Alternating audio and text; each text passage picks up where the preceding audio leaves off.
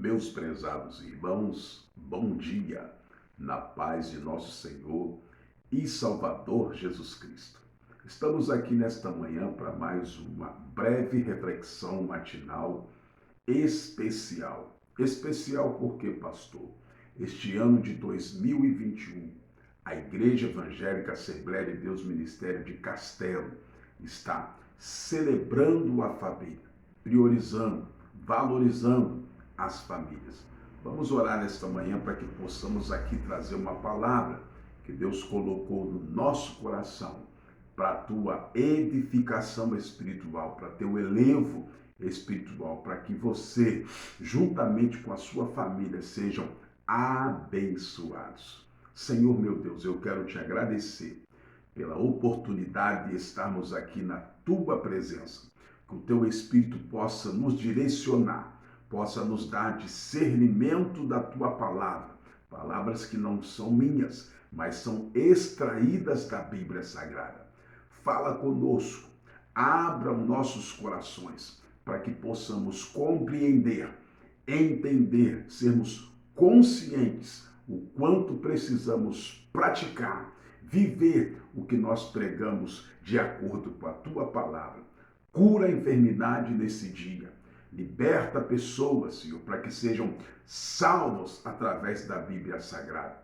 Aquelas pessoas que estão, meu Deus, sofrendo aí como vítimas, famílias do Covid-19, estão enfermas, pessoas que estão internadas, pessoas que estão sendo mortas. Deus, conforta corações. Fica conosco, traga um pouco de paz, harmonia, alegria para este lar, Senhor, que está tristonho, abatido, pessoas amarguradas, depressivas por causa desta enfermidade. Nós te pedimos, nós te agradecemos por tudo, em nome do Pai, do Filho e do Espírito Santo. Queridos, temos um tema importantíssimo, objetivo, exortativo, nesta manhã, para poder compartilhar com você através da palavra de Deus.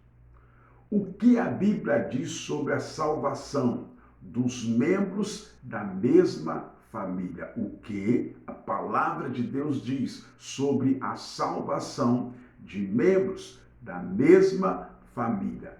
É esse tema importantíssimo que Deus colocou em nosso coração. Sempre vou dizer importantíssimo porque estamos falando de família.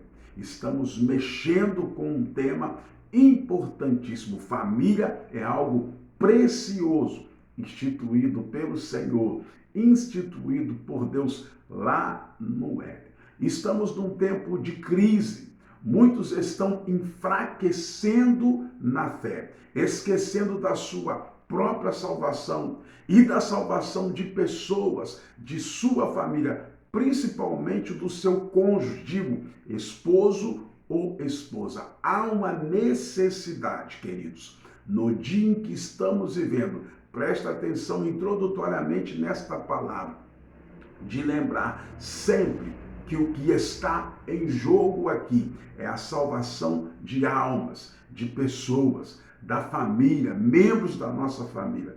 Precisamos ser diretos, realistas, não cortar volta em se tratando da Bíblia Sagrada a respeito da salvação de membros da nossa família. Infelizmente, no dia em que estamos vivendo, nessa própria atualidade, isso já vem esticando, mas nos dias atuais que estamos num tempo de crise, infelizmente, tem pessoas que acomodaram-se, concordaram-se, ou melhor, já acostumaram em não lutar mais pela salvação de membros da sua família. Nem oram mais, faz-se campanha, sobe monte, faz sacrifício, paga um preço para tantas coisas. E a salvação de pessoas que são membros, que são seu sangue, da sua própria família, não tem se feito mais nenhum sacrifício, não tem se pago mais nenhum preço, mas é importante que você entenda nesta manhã abençoada, gloriosa, que a tua família é bênção. o teu esposo é bênção, os seus filhos são bênção. Então,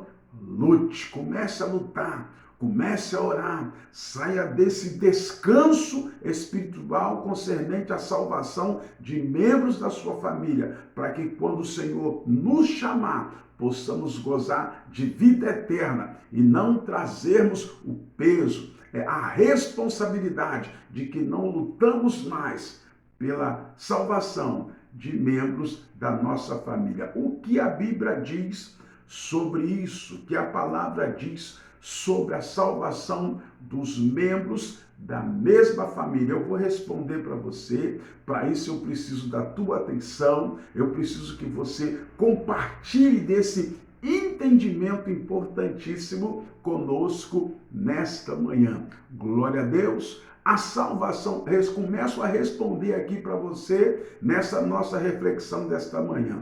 A salvação, queridos, de toda a sua família ou da sua casa, é a ideia de que famílias inteiras são salvas de uma só vez. A salvação de toda a família é realizada através de quê? Da fé do líder, sempre do líder da família. Se o pai ou o chefe da casa se declara um cristão, pessoa que dá credibilidade, que tem fé em Deus, então ele preside sobre um lar cristão. Os membros da sua família são automaticamente também que têm fé, que são cristãos, com base na decisão de quem? Do líder, do chefe da casa, do pai, muitas das vezes do marido. De acordo com esse conceito de salvação, Deus salva toda a unidade familiar, não apenas o indivíduo desta família que expressa a sua fé.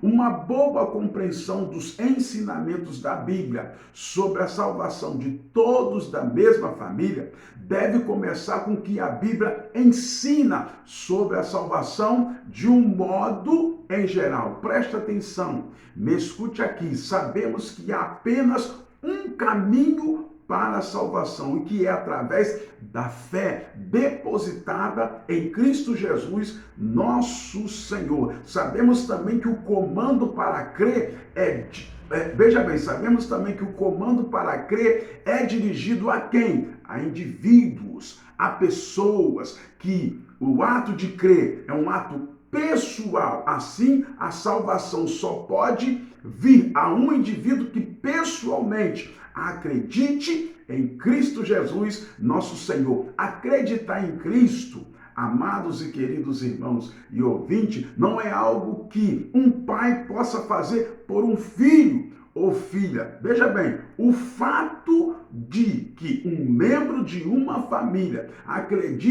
acredita, não garante que o resto também vai acreditar. Aqui eu já libero uma palavra que serve para orientação de quem está orando, de quem está lutando com atitudes para a oração de membros da sua família, principalmente do seu cônjuge, do esposo ou da esposa. Quero ler aqui alguns versículos, algumas referências bíblicas acerca da salvação, para que você comece a entender a necessidade de continuar lutando, de continuar orando, de continuar buscando meios para que a tua família, o seu esposo principalmente, possa ser salvo na pessoa de nosso Senhor e Salvador Jesus Cristo. A Bíblia diz em Mateus 7, verso 13, 4 o seguinte: entrai pela porta estreita, porque larga é a porta, espaçoso é o caminho que conduz à perdição, e muitos são os que entram por ela. E porque estreita é a porta e apertado o caminho que leva à vida, e poucos há que encontre. João, capítulo 6, versos 6, 67 e 68 também diz para nós o seguinte: então disse Jesus aos 12, quereis vós também retirai-vos? Respondeu-lhe, pois, Simão Pedro, Senhor, para quem iremos nós? Tu tens a palavra de vida eterna. Atos, capítulo 4, verso 12 diz: em nenhum outro há salvação, porque também debaixo do céu nenhum outro nome dentre os homens, pelo qual devamos ser salvos. Efésios ainda diz para nós, no capítulo 2, verso 8, o seguinte: porque pela graça sois salvos. Aqui eu gosto dessa palavra. Por meio da fé. E isso não vem de mim, não vem de vós, é dom de Deus. Glória a Deus, louvado seja. Aí algumas referências bíblicas que está falando sobre salvação de almas, salvação de vidas. Querido, nós pregamos, nós oramos, nós buscamos, nós estamos sempre na presença de Deus, pagamos preço, mas o intuito, o objetivo principal da tua vida espiritual é que a sua vida seja salva pelo nosso Senhor e Salvador Jesus Cristo, e também a tua família. O próprio Jesus, preste atenção nisso aqui, escute, o próprio Jesus indica que o evangelho muitas das vezes divide famílias. Em Mateus 10, 34, Jesus diz: não penseis que vim trazer paz à terra, não vim trazer paz, mas espada, pois vim causar divisão entre o homem e o seu pai, entre a filha e a sua mãe, entre a nora e a sua sogra. Assim, querido, os inimigos do homem serão os da sua própria casa. Isso é bíblico. No Evangelho de Mateus, capítulo 10, verso 34. Estas palavras completamente enfraquecem o conceito da salvação domiciliar. Preste atenção no que nós vamos passar a narrar para que você possa entender a palavra de Deus. Se as pessoas são salvas de forma individual, então como devemos interpretar estas passagens da Bíblia que parecem conter uma promessa de salvação de todos da casa? Como podemos conciliar a necessidade de indivíduos acreditar a fim de serem salvos? E versículo como Atos 11, 14, o qual dirá: palavras com que te salves tu e toda a tua casa. Nesta passagem, presta atenção, Cornélio recebe a promessa de que a sua casa seria salva. Cornélio era um centurião. Em primeiro lugar, como acontece em qualquer outra passagem da escritura bíblica, devemos considerar o gênero ou tipo de livro em que ocorre, naquele momento, o que ocorreu a história bíblica. Neste caso, esta passagem é encontrada em Atos, uma narrativa histórica, presta atenção, de acontecimentos reais. Um princípio relativo à história bíblica é que nenhum evento pode ser automaticamente suposto e aplicado a toda a situação concernente à salvação. Por exemplo, Sansão arrancou os portões da cidade de Gaza e os levou até a colina. Juízes capítulo 16, verso 3, eu quero ler para você. Porém, Sansão deitou-se até a meia-noite, e à meia-noite se levantou e arrancou as portas da entrada da cidade com ambas as ombreiras, e juntamente com a tranca as tomou, pondo-as sobre os ombros, e levou-os para cima até o cume do monte que está de frente a Hebrom. Preste atenção, mas isso não significa que, se deixarmos nosso cabelo ficar comprido ou ficar longo, também seremos capazes de realizar proezas semelhantes de força. Em Atos 11, o fato de que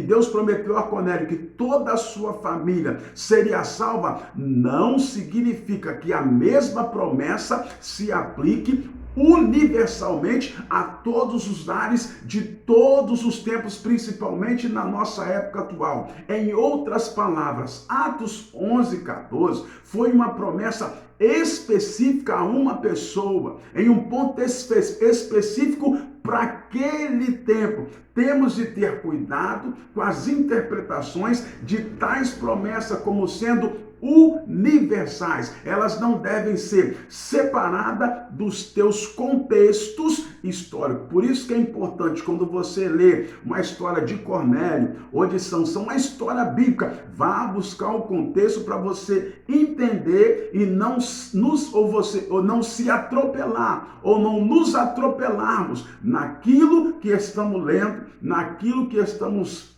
observando dentro da palavra de Deus. Em segundo lugar, queridos, como Deus cumpriu a sua promessa ainda a Cornélio. É importante você entender isso aqui. Em Atos capítulo 10, Cornélio acolhe Pedro em sua casa e diz: estamos todos aqui. Atos 10, 33. Em outras palavras, toda a casa de Cornélio estava reunida para ouvir a pregação, a explanação de Pedro acerca da palavra de Deus. Todos eles ouviram o evangelho e todos responderam. Todos da casa de Cornélio acreditaram e foram batizados em cima do que Pedro estava pregando. Atos dos Apóstolos, capítulo 11, verso 15 a 18. Entenda, quero ler para você. E quando comecei a falar, caiu sobre eles o Espírito Santo, aleluia, como também sobre nós a princípio. E lembrei-me do dito do Senhor quando disse: João certamente batizou com água, mas vós sereis batizados com o Espírito Santo. Portanto, se Deus se deu o mesmo dom que há em nós, quando havemos crido no Senhor Jesus Cristo, quem era então eu, para que eu pudesse resistir a Deus? E ouvindo estas coisas, apaziguaram-se e glorificaram a Deus, dizendo: na verdade, até os gentios Deus deu o arrependimento para a vida eterna. Isso é Pedro pregando na casa de Cornélio, e todos foram alcançados pela promessa do Espírito Santo de Deus. Isto, queridos, é exatamente o que Deus tem prometido ou havia prometido para a família, para a casa de Cornélio. A casa de Cornélio não foi salva porque apenas Cornélio teve fé, mas porque todos acreditaram no que Pedro estava pregando, no que Pedro estava falando. Uma outra passagem que carrega a promessa de salvação de toda a família é Atos 16, 31. Presta atenção. Aqui o carcereiro de Filipos pergunta a Paulo e Silas: senhores, que devo fazer para ser salvo? Os missionários Paulo e Silas respondem: crê no Senhor Jesus e será salvo, tu e também a tua casa. Mais uma vez, queridos, esta promessa é dada a um indivíduo específico, em um contexto específico. No entanto, esta passagem contém a promessa adicional que é claramente universal e abrange todos os períodos e contexto. Esta promessa não é de uma salvação de todos, presta atenção, da mesma família, mas é inteiramente consistente com todos os outros versículos da Bíblia que falam de salvação. A promessa de que ao crer no Senhor Jesus, você será salvo. Além disso, a salvação de que ao crer no Senhor Jesus, veja bem, o carcereiro, com o resultado dele ter ouvido Paulo e Silas pregarem a palavra de Deus e ter individualmente respondido com fé, ele deu crédito ao que eles falaram, ao que eles pregaram, palavra de Deus a todos da sua casa. Atos 16, 32. Toda a família daquele carcereiro escutou o evangelho. Eles escutaram, não só o carcereiro escutou, eles foram todos salvos, assim como Deus havia prometido, mas a sua salvação não ocorreu porque faziam parte da família do carcereiro. Eles foram salvos porque acreditaram por si próprios no evangelho do nosso Senhor e Salvador Jesus Cristo, pregado, anunciado por Paulo e por Silas. Preste mais um pouquinho atenção, nós estamos encerrando a palavra de Deus. O terceiro versículo do Novo Testamento, que alguns usam para ensinar a salvação de todos da família, é 1 Coríntios capítulo 7, verso 14. Porque o marido incrédulo é santificado no convívio da esposa. E a esposa incrédula é santificada no convívio do marido crente. Doutra sorte, os vossos filhos seriam impuros, porém agora são santos. Quero explicar isso aqui.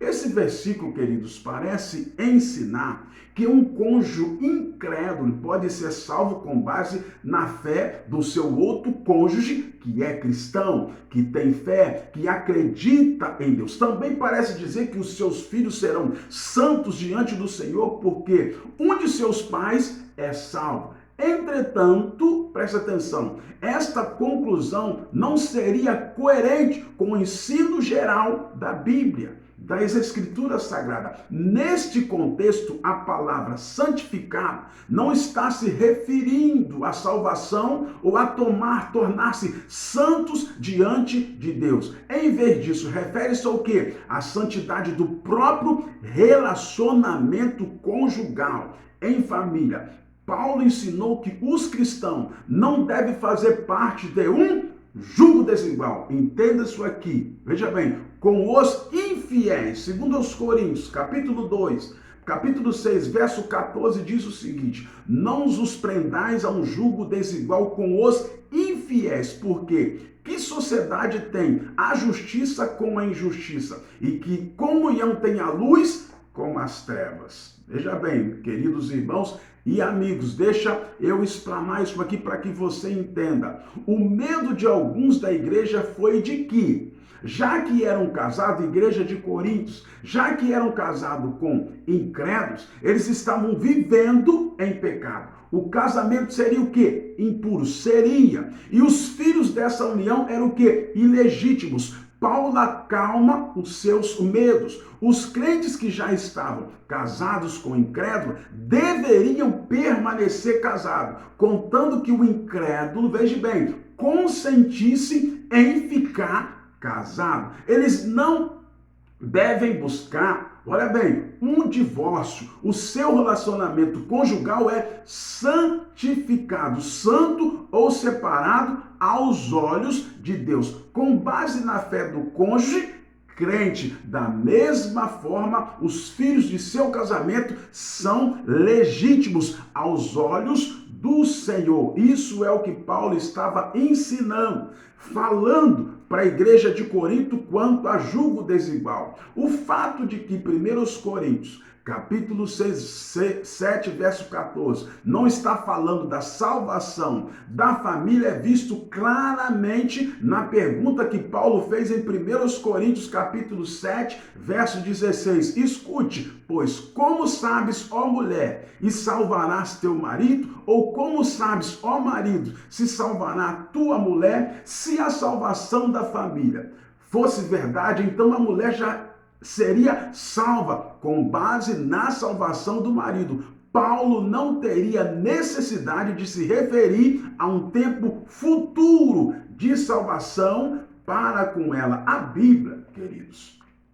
preste atenção nisso aqui, não promete salvação a todos da família. Entretanto, isso não significa que um pai piedoso ou mãe piedosa não tenha uma influência espiritual, testemunhal profunda sobre as crianças dessa família. O líder familiar, veja bem, define o rumo para a família de várias formas, de várias maneiras, inclusive espiritualmente. Nós devemos, sinceramente, esperar, orar e nos dedicar à salvação dos membros de nossa família. Há muitas vezes o Deus de Abraão também se torna o Deus de Sara, e então Isaac, e então de Jacó.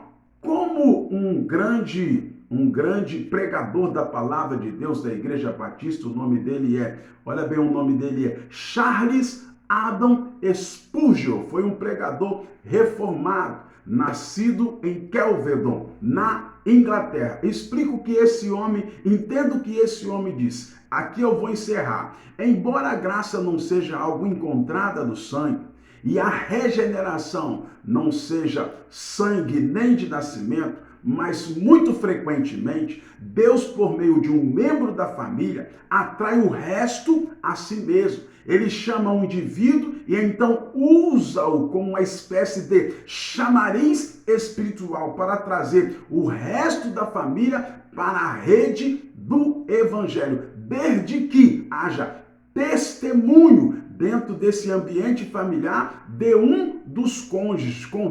Aquele que convive com o pecado, mas não concorda com o pecado. Você pode até ter esposo não crente, você pode até ter esposa não crente, mas se você orar, se manter fiel, se o teu testemunho condizer com a tua vida espiritual dentro de casa, você, através do testemunho, estará trazendo a salvação para toda a sua família. Esta é a palavra de Deus que ele colocara no nosso coração para nós compartilharmos com você, para nós anunciarmos para você o que a Bíblia diz sobre a salvação dos membros da mesma família. Faça sacrifício, pague preço para bênçãos materiais, mas se preocupe com a salvação dos seus filhos, com a salvação principalmente do seu esposo. Você se acomodou, você já concordou, você perdeu a fé de que Jesus Cristo pode salvar ele ou salvar ela, mas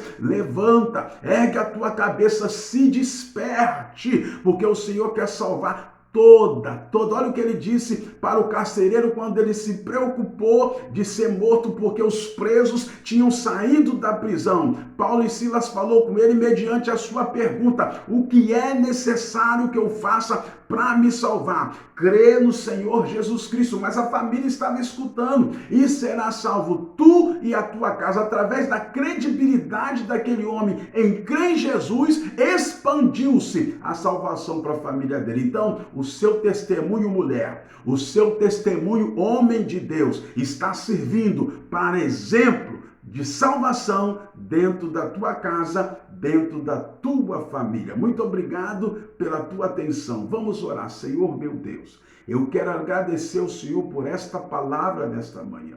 Continue falando conosco. Continue nos confrontando através da palavra, para que possamos entender que tudo que estamos fazendo aqui é com a intenção um dia de herdar a nossa salvação. O Senhor tem pressa nisso. O Senhor quer isso, salvar a minha família, as famílias da terra, as nossas famílias, de um modo geral, completamente através de nós. Pai, continue abençoando, curando, libertando, livrando-nos de todo mal. É o que nós te pedimos e agradecemos no nome do Pai, do Filho e do Espírito Santo de Deus.